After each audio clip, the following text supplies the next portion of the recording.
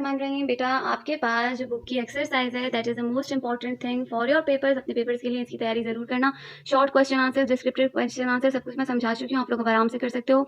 Summary जो होती है वो बहुत इंपॉर्टेंट होती है। किसी भी चैप्टर की समरी आपने अच्छी तरह से रिवाइज करनी है, देखनी है आपने समरी। हम अभी करते हैं इसके न्यूमेरिकल। इस चैप्टर में सिर्फ 2 ही न्यूमेरिकल दिए हुए हैं। पहला न्यूमेरिकल है कैलकुलेट करें, ये रहा न्यूमेरिकल। कैलकुलेट करना है radius of hydrogen in third orbit.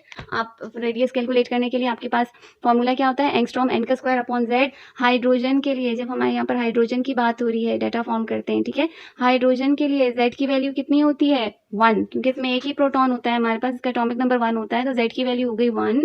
Angstrom इन्होंने हमें खुद ही दिया हुआ है, दैट इज इक्वल टू 0.529। याद कर लो, इतना मसला नहीं है। n हमारे पास दिया हुआ है 1। फर्स्ट ऑर्बिट की वैल्यू फाइंड करनी है, सिंपल। नो, फर्स्ट ऑर्बिट की नहीं करनी, सॉरी, हमें थर्ड ऑर्बिट की करनी है, तो ये भी सिंपल है। फॉर्मूला लगाएंगे रेडियस, थर्ड ऑर्बिट का रेडियस फाइंड करना है। ए की जगह हमने लगा दिया, सॉरी एन की जगह हमने लगा दिया 3, थर्ड ऑर्बिट था, मल्टीप्लाइड बाय एंगस्ट्रॉम हमारे पास 0.529 डिवाइडेड बाय 1, क्योंकि जेड हमारे पास 1 था।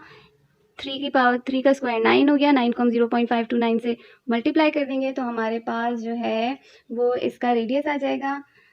Let's do it. 9 multiplied by 0.529 is equal to 4.761। Radius होता है वो किस में होता है, एंगस्ट्रॉम्स में होता है। गेट इट, ये हमारा रेडियस था। दूसरा हमारे पास क्वेश्चन है, ये रहा हमारे पास सेकंड क्वेश्चन। इसमें हमसे पूछा गया है photon of wave number 23 into 10 की power 5 is emitted when electron undergoes the transition from a higher energy orbit to N2. Determine the orbit from which electron falls and also the spectral lines appears in this transition of electron। बेटा हमसे पूछा गया है कि एक atom है, atom में electron fall करता है किसी भी अननोन एनर्जी लेवल से एनर्जी लेवल 2 में, ठीक है, n इज इक्वल टू 2 में फॉल करता है। हमें कैलकुलेट करना है n1 कितना है, किस एनर्जी लेवल से फॉल कर रहा है। हमारे पास जो इक्वेशन यूज होगी, फॉर्मूला यूज होगा वेव नंबर का, wave number is equal to Rydberg constant 1/n1 का स्क्वायर माइनस 1/n2 का स्क्वायर।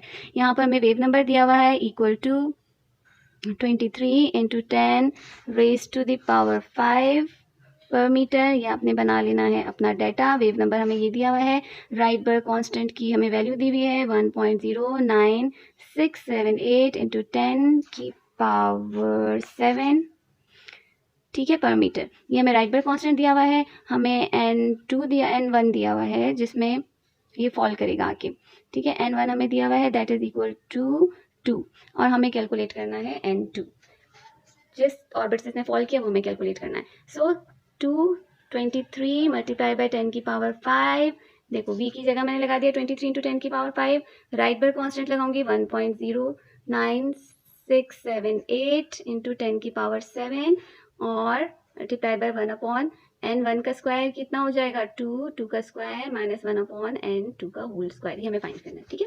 सबसे पहले क्या करते हैं, इस वाली वैल्यू को यहाँ पर लाके, यहाँ पर मल्टीप्लाई हो रही थी सबसे, यहाँ पर हम लाके डिवाइड कर देते हैं। 23 इंटू 10 की पावर 5 डिवाइडेड बाय 1.09678 इंटू 10 की पावर 7, ठीक हो गया, इज इक्वल टू 1/2 का स्क्वायर 4 हो जाएगा माइनस 1/n2 का होल स्क्वायर। ये हमें कैलकुलेट करना है, ब्रैकेट लगा देते हैं।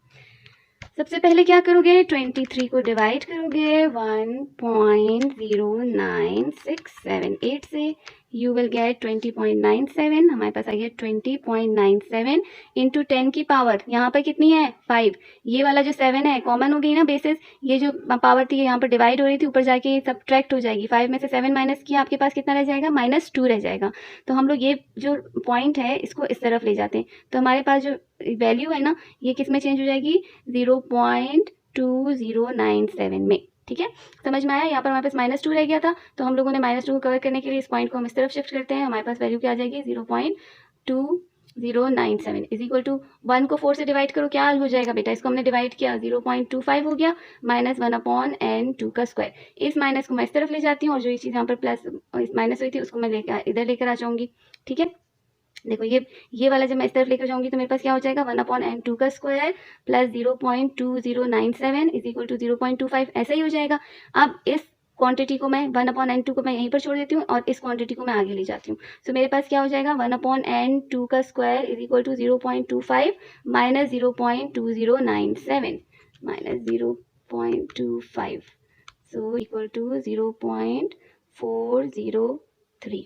ठीक है, ये आपके पास आंसर आ गया। अब आपने चूंकि स्क्वायर फाइंड करना था, यहाँ तक हम देख लेते हैं हमारे पास क्या आया। वी हैव 1/n2 का स्क्वायर इज इक्वल टू, अभी तक जितना हमने सॉल्व किया 0.0403 आ गया।